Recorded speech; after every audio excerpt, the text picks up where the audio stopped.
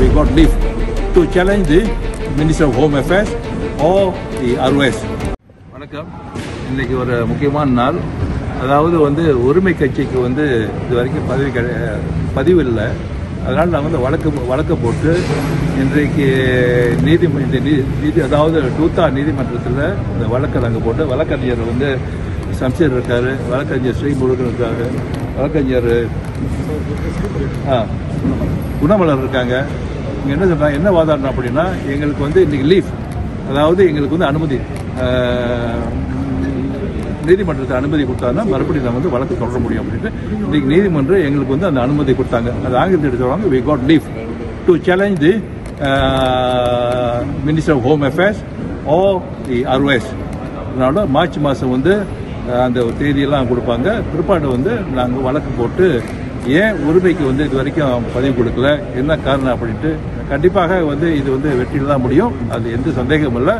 ஆனால் இந்த வழக்கு தொடர்ந்து தான் நாம் அந்த வெற்றியை காண வேண்டும் என்றால் கண்டிப்பாக இதை செய்ய வேண்டியது எங்களோட இந்த காலத்தின் கட்டாயம். நன்றி, வணக்கம். வணக்கம். நம்மளோட உரிமை கட்சியோட ரிஜிஸ்ட்ரேஷன் ROS ரிஜெக்ட் பண்ணாங்க. அப்புறம் அதுக்கப்புறம் நம்ம கேடிஎனுக்கு போகிறப்ப அங்கேருந்து எந்த முடிவும் இல்லாதனால தான் இது ஜுடிஷியல் ரிவ்யூ அப்படின்றது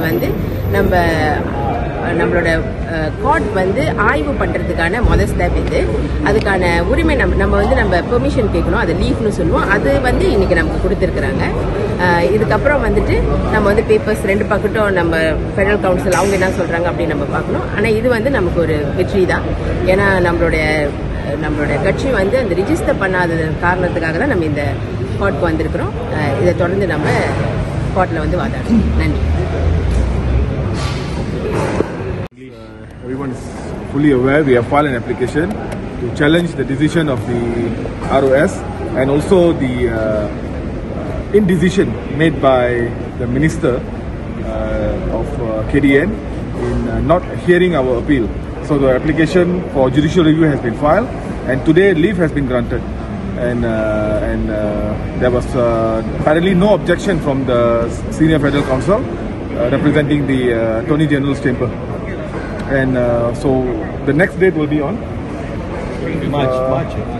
Yeah, the next date. No objection. The next date will be has been fixed by the court, whereby the parties now will have to file further affidavits. The ROS and also the minister has to file affidavit to explain, to justify why they have made the decision, and in the case of the minister, why there was no decision made by him. So if let's say the court is not satisfied with their decision, then most likely our application to register Urime as a party will be allowed.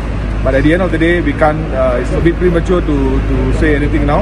We'll wait for the affidavits and then we will file the Hujahan after that, and then there will be another hearing. There will be a second level. Why no objection? No objection means probably the only reason I can think of is that they have nothing to object. The papers are in order, everything we have done is according to the law, and they have no objection. I believe that's the only reason. Because if there is a reason for objection, they would have objected. உரிமை கட்சி பதிவு தொடர்பில் ROS எனப்படும் சங்கங்கள் பதிவகம் மீது வழக்கு தொடுப்பதற்கு Kuala Lumpur உயர் நீதிமன்றம் அதன் அமைப்பு செயற்குழுவுக்கு இன்று அனுமதி வழங்கியது.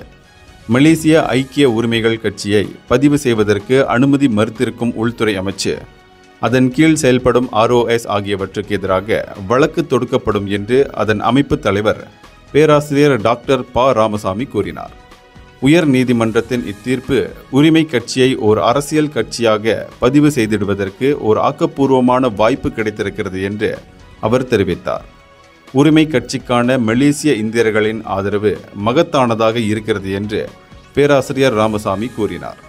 மிகவும் அர்ப்பணிப்புடன் செயல்பட்ட வழக்கறிஞர்கள் சிவமுருகன், ஷம்சேர் சிங் திண்ட், குணமலர் ஆகியோருக்கு உரிமை சார்பில் நன்றி கூறுவதாக அவர் சொன்னார். இந்தியர்களின் இதய குரல் மக்களோசை.